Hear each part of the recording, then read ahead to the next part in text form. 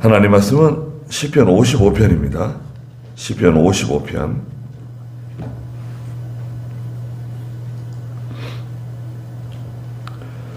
시편 55편 1절 말씀부터 말씀 보도록 하겠습니다.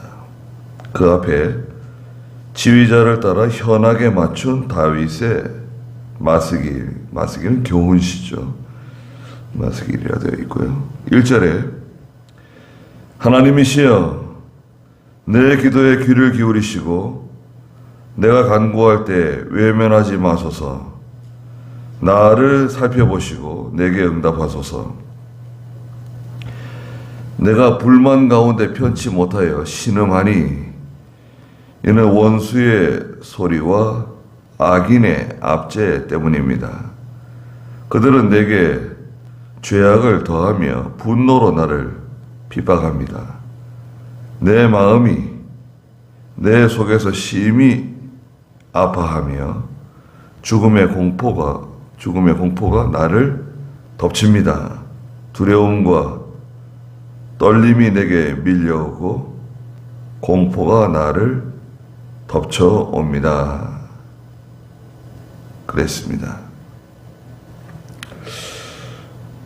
시편 55편은 사무엘상 15장부터 17장에 나오는 압살롬의 반역에 근거한 시입니다. 특별히 여기 13절에 보시면 그러나 그것은 바로 나와 같은 사람이요 나의 동료이며 나의 가까운 친구이다. 나의 가장 가까운 동료이며 친구인 아히도벨이 다윗을 배반하고 압살롬의 편에 섰다는 소식을 듣고 참 통탄해하는, 야, 이럴 수가 있는가? 아히도벨이 누군데? 어떻게 아히도벨이 아히도벨 같이 이렇게 현명하고 또 분별력이 있는 아히도벨을 마치 하나님께 직접 받아온 것 같은 그런 참 모사죠, 모사. 아주 뛰어난 그런 모사인데 압살롬의 편에 갔다는 소식을 듣고 마음이 편치 못하다는 거예요. 1절에 보니까 하나님이시여 내 기도에 귀를 기울이시고 내가 간구할 때 외면하지 마소서. 외면하지 않을 것을 확신한다는 거죠. 나를 살펴보시고 내게 응답하소서. 내가 불만 가운데 편치 못하여 신음하고 있습니다. 속이 편안하지 못해요. 그 친구의 배반, 그런 일이 있을 수 있죠. 세상에는 그런 일이 사실 많죠. 가까운 사람의 배반, 그러면 안 되는 사람, 저 사람은 나한테 그러면 안 될 사람인데, 그런 사람들 있잖아요. 내가 어려웠을 때 도와준 사람, 또 어릴 때부터 같이 자라난, 누구보다도 나를 잘 아는, 그래서 나의 그런 장점도 잘 알지만 또 나의 그 약점, 나의 단점도 잘 아는 그 사람. 그 사람이 어떻게 나를 내 대적편에 서가지고 모든 정보가 다 넘어가는 거 아니에요. 나의 약점이 다 넘어가고.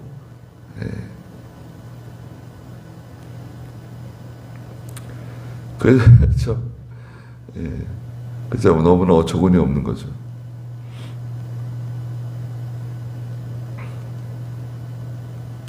저도 보니까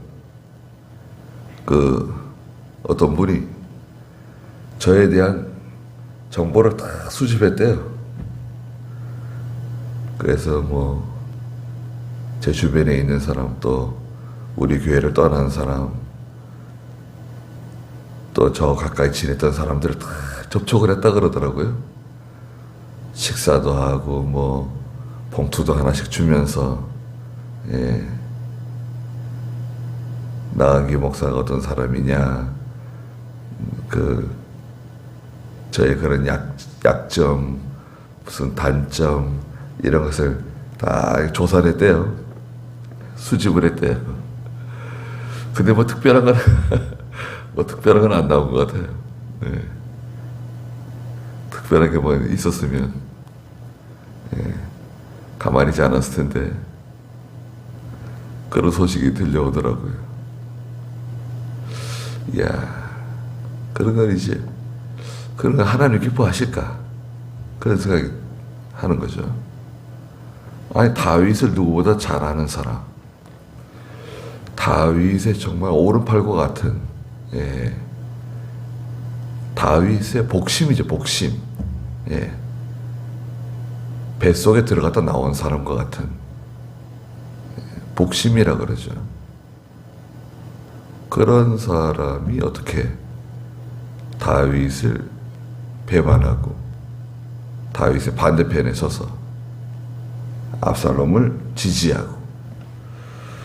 그러니까 다윗이 참 속이 편안하지 못해요. 신음합니다. 3절에 이는 원수의 소리와 악인의 압제 때문입니다.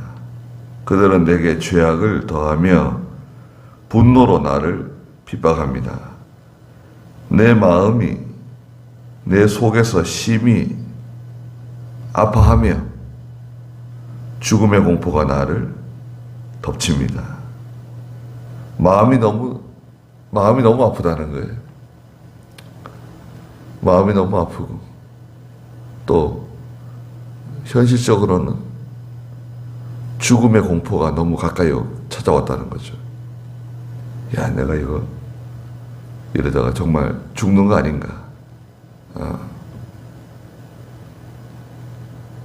하나님께서 나를 저 사람들에게 넘기시려고 그러시는가. 5절에 두려움과 떨림이 내게 밀려오고 공포가 나를 덮쳐옵니다. 하나님께서 내가 그 지은 죄 때문에 나를 버리시는 건가? 나를 저들에게 다 넘기셔가지고 비참하게 만드시는 건가? 그런 마음이 들지 않았을까요? 다윗이?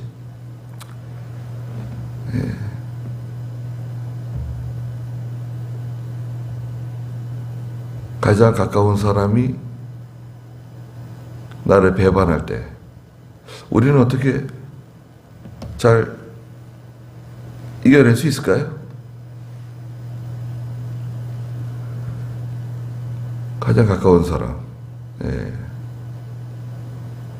남편이나 아내도 있고 자녀도 있고, 이제 좀 멀리 이제 친구의 배반, 또 같은 믿는 형제의 배반, 그럴 수가 있는가?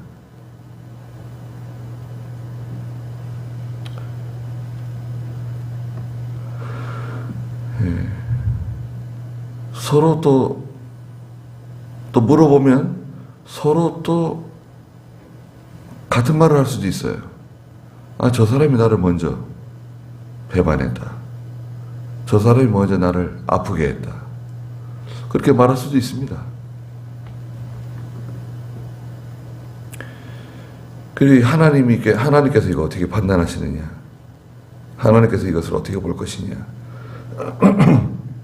그런 게 있잖아요. 다른 것보다도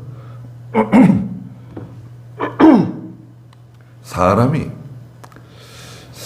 어떻게 판단하느냐, 그것보다도 하나님께서 어떻게 판단하시느냐, 그게 사실은 제일 두려운 겁니다.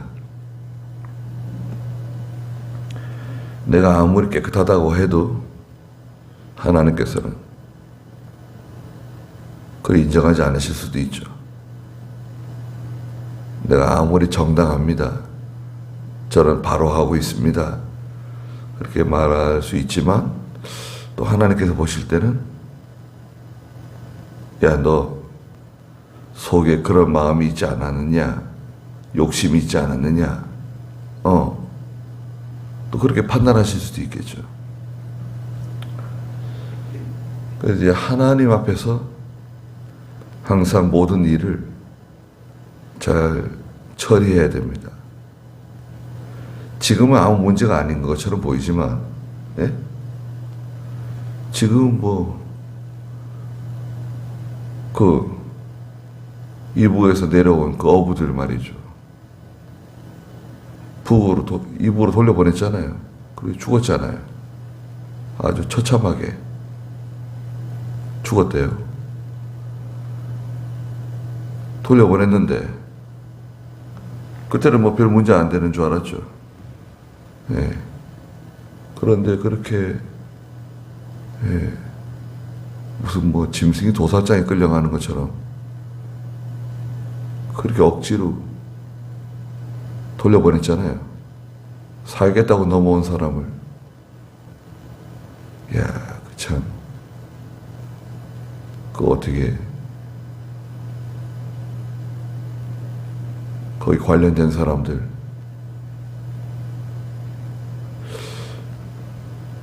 시간이 벌써 많이 지나고 여러 해 지난 다음에 여러 가지 사실이 드러난 사실, 감추어져 있던 사실, 사진들이 나오고 동영상이 나올지도 모르죠.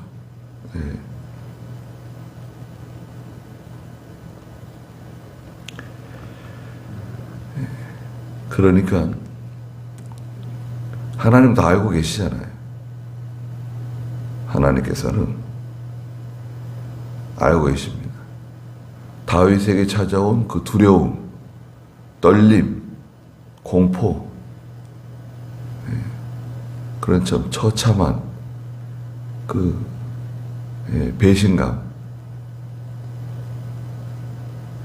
6절에 내가 말하기를 내가 비둘기처럼 날개가 있다면 멀리 날아가 편히 쉴 것이다.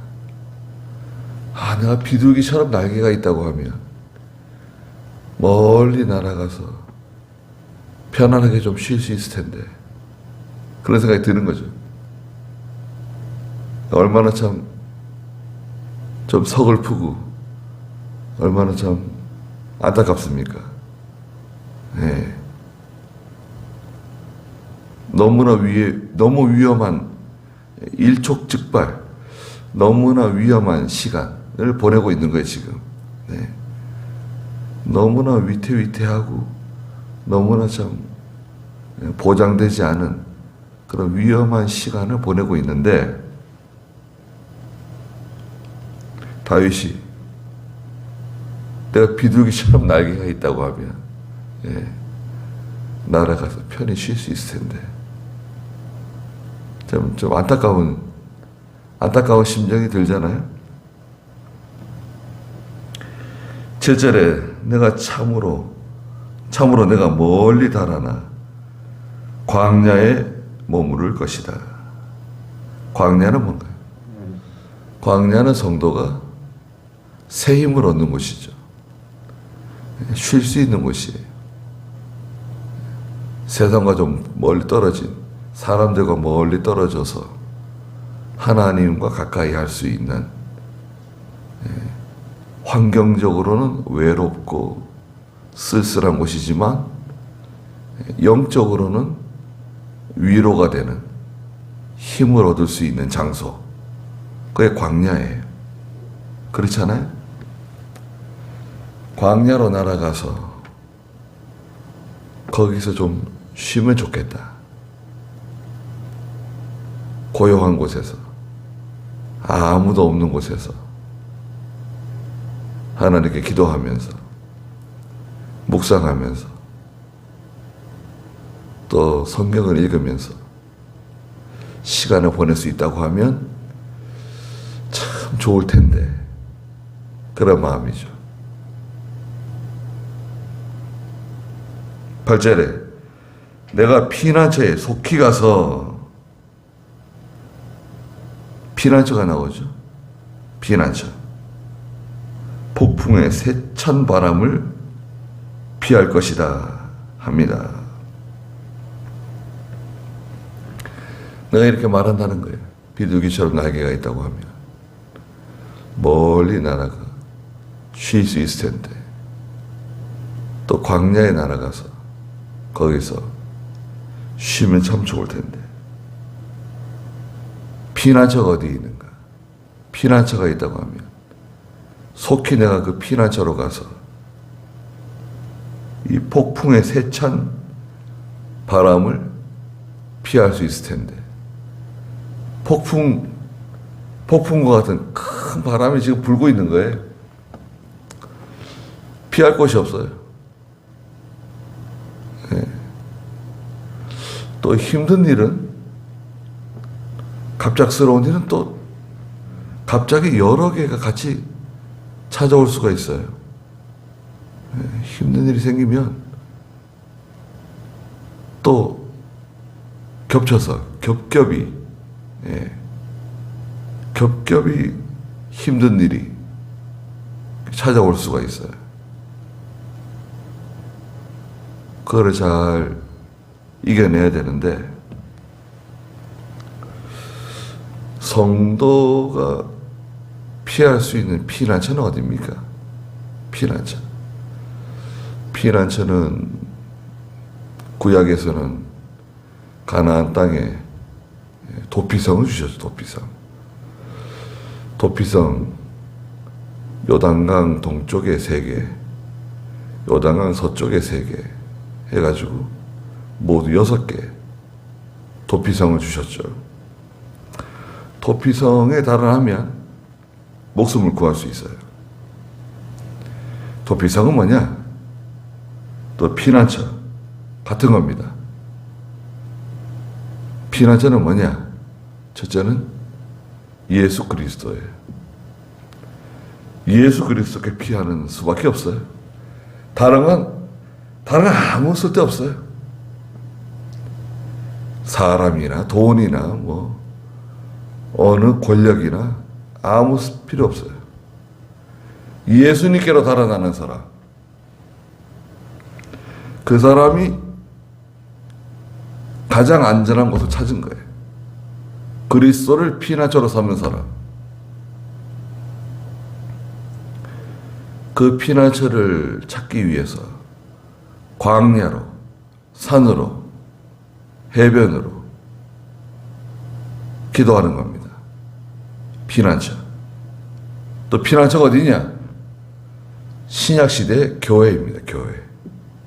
교회가 피난처예요. 하나님의 교회. 피난처로 오는 사람은 생명을 건진받아요. 보호를 받아요.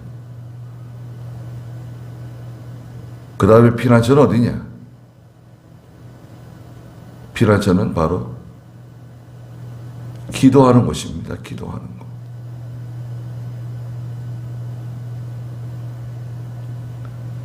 피난처로 가야 거기서 생명도 보존받고 문제도 해결받고 또 대적과 원수의 그 위험한 폭풍과 같은 그 위험한 지경에서 보호를 받을 수 있어요. 피난처를 찾아야 됩니다. 피난처는 어디 멀리 있는 게 아니다. 예. 찬송가에도 그죠. 피난처에 있으니 환난을 당한 자 이리 오라. 땅들이 변하고 물결이 변하여 요동치더라도 피난처로 가면 건진받는 거 아닙니까? 지금 보세요. 압살롬은 아들이에요. 아들. 아들이 아버지 죽이겠다고 저 난리를 치고 있죠. 백성들의 마음을 다 훔쳐가지고, 예. 여론을 공작한 거 아니에요. 공작해가지고 그 공작하는 사람들 많습니다. 공작은 뭐예요? 지금으로 말하면 선전선동이에요. 다 거짓말이에요. 거짓말. 다 거짓말로 사람들의 마음을 다 빼앗은 거예요. 압살롬이. 압살롬 얼마나 참 잘난 사람, 얼마나 잘난 사람입니까? 그런데 압살롬이 그럴 수 있어요. 도대체 압살롬이 왜 그래요? 교만해져서 그래요. 교만해져서. 아이도벨도 그렇고, 훗날 아이도벨, 솔로몬 왕 때, 솔로몬의 형이었죠.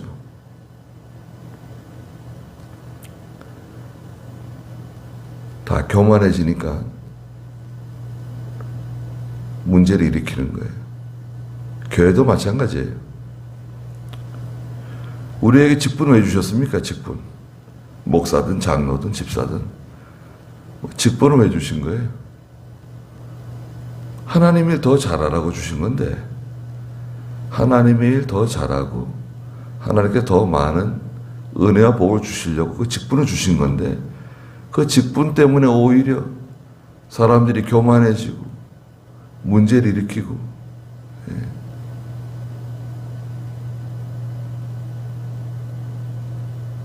직분이 뭐예요?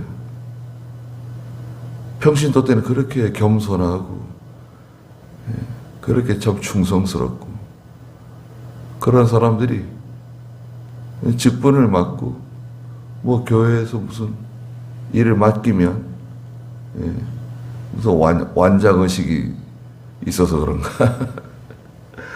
다 이 교만해져가지고 하나님의 교회에, 총회에 큰 그 누가 되고, 야, 어떻게 그럴 수가 있는가. 누구나 다 마찬가지겠죠. 압살롬도 그렇고 아이도벨도 그렇고,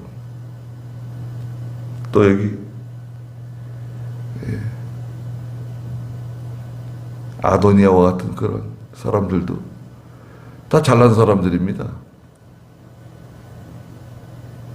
훌륭한 사람들이에요. 세상적으로 볼 때는 뭐 부족한 게 없는 사람들인 것 같아요. 그런데 왜 교만해진 거죠? 교만해지면 하나님이 버리세요. 교만해지게 되면 결국 이 인본주의를 사용하거든요. 인본주의. 그래서 인본주의를 사용하는 것을 볼 때, 아, 교만해진 거구나. 또 내 자신도 마찬가지죠. 내가 하나님으로 하지 않고, 믿음으로 하지 않고, 기도해서 하지 않고, 그 인본주의를 사용하게 되면, 아, 내가 교만해졌구나. 예. 자기를 체크할 수 있는 거죠. 예. 그게 시험지예요. 인본주의를 사용했다. 교만해진 거예요. 그 사람이 아무리 뭐 겸손하고 뭐 아무리 뭐 그래도 이미 그 마음 속에 교만해진 거예요. 교만해지면 인본주의 사용합니다. 인본주의 사용하면 어떻게 됩니까? 하나님은 도와주시지 않죠. 일은 점점 어려워지고, 망하는 길로 가는 거예요. 다 꼬라박습니다. 꼬라박는 거 쉬워요. 돈 몇 푼 있는 거, 수십억, 수백억 있는 거 금방 없어집니다. 하나님이 주실 때는 밀물처럼 들어와요. 밀물처럼. 예, 위에서 막 쏟아지고 막 바닷물이 밀려 들어오는 것처럼 막 감당하기 힘들게 들어와요. 그때 좋죠. 야, 하나님 우리 축복해 주시는구나. 감사합니다. 그러면서 잘 나가는데, 그럼 보통 또 교만해져요. 참. 하나님께서도 이거 뭐 좀 잘해주면 또 교만해져서 또 하나님께 징계받고 또 망하고, 차라리 뭐, 예, 적당하게 줘가지고 지금 줘서 교만해지지도 않고, 예, 좀 부족하게 하나님께 기도하고 하나님께 달라 그러고 구하고 찾고 그렇게 만드시는 것 같아요. 이거 뭐 조금만 잘 되면은 사람은 자동이에요. 자동으로 막 교만해지고, 예, 아나무인으로 나가고. 우리가 일을 바로 처리하는 건 좋습니다. 일을 바로 처리하는 건 좋은데 하나님 앞에서 하고 겸손하게 해야 돼요. 겸손하게 해야 됩니다. 예. 바로 한다고 해가지고 무도하게 나가면 안 됩니다. 막 자기 마음대로 하고, 예, 큰 소리 치고 나가는 거 아니에요. 사람들은 압니다. 사람들은요, 아, 저 사람이 교만해졌구나. 아, 저 사람이 하나님 앞에서 바로 하려고 그러는구나. 믿음으로 하려고 그러는구나. 알아요. 사람들도 아는데, 눈치채는데 하나님께서 왜 모르시겠어요? 다윗이 이렇게 가슴 아파하고 힘들어하는 거 하나님이 어떻게 보실까요? 다 보시는 거죠. 그러면서 한편 다윗은 회개를 많이 하겠죠. 예. 내가 참 하나님 앞에 죄를 짓고 이렇게 고통을 받는구나. 또 아들이, 또 참 충성스러운 신하들이 나를 배반하게끔 너도 한번 당해봐라. 하나님께서 다윗이 사실 탄식하는 55편은 다윗의 탄식이에요. 탄식. 가까운 사람들이 배반할 때, 배신할 때 그럴 수 있다 는 것을 알고 있어야 돼. 저럴 줄 몰랐다. 아니, 왜 몰라요? 아니, 성경에 다 있는데 뭐 그럴 수도 있다. 그리고 하나님 앞에서 우리는 바로 하면 됩니다. 기도하겠습니다. 거룩하신 하나님, 다윗이 참 가슴 아픈 일을 만나고 너무나 기가 막힌 일들을 만났습니다. 아들은 아버지를 배반하고 또 너무나 믿고 따르는 자신의 오른팔과 같은 아이도벨이 또 자신을 배반하고 나갈 때 너무나 참 어처구니 없고 기가 막힌 일을 만나서 하나님 앞에 그 두려움과 공포를 고백하고 통회하며 기도하는 모습을 저희가 보았습니다.